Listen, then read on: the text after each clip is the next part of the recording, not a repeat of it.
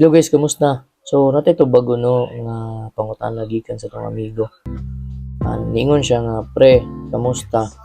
Good evening. Na ako'y pangutana ba? Naaman good kay gi-share nga video nga vlogger.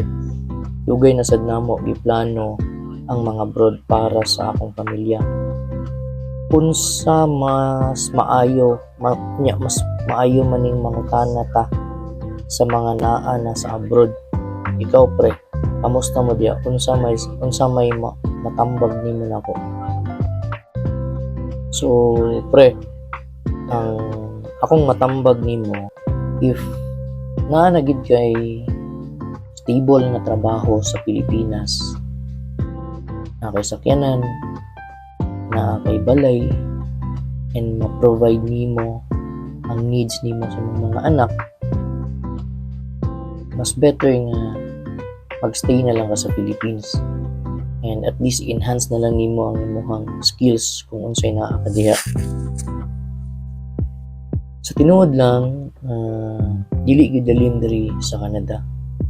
Unana po ang expectation sa una. Siyempre excited kay ka maabot diri, dakog sweldo ko no.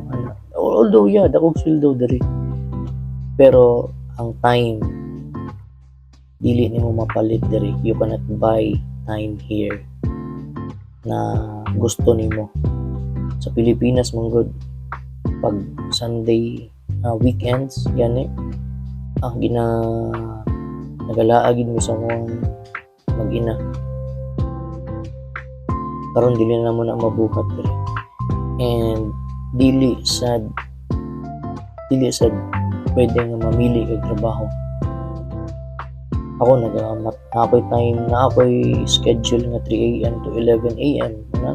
Si wife from 11 PM to 7 AM. Tapos after na niya mo saibit pa na siya og limpyo og balay. And para lang syempre ang mo ang ginahuna-huna mo diri isang bills.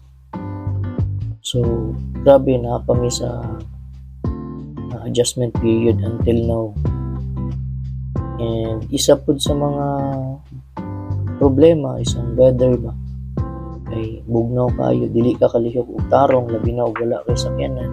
Kami blessing lang kay nami amigo nga ni-offer sa mua nindot pang sakyanan. So gi-grab lang sad namo.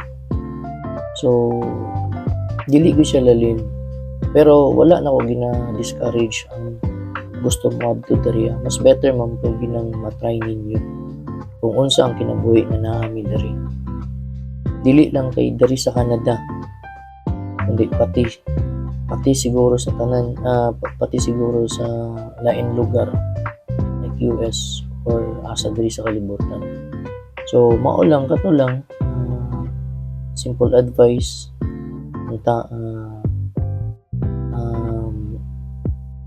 imong paminawon, pero kung unsagi mas maayo nimo, buhat ta syempre para at least ma-experience ninyo.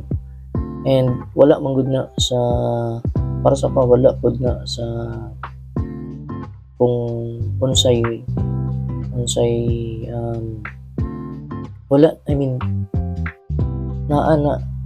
depende na sa inyo pagpaningkamot gud. So kung tinamad ka, ma-fall gid ka sa pangit nga kinabuhi. So mao lang, and nakakatabang. Thank you.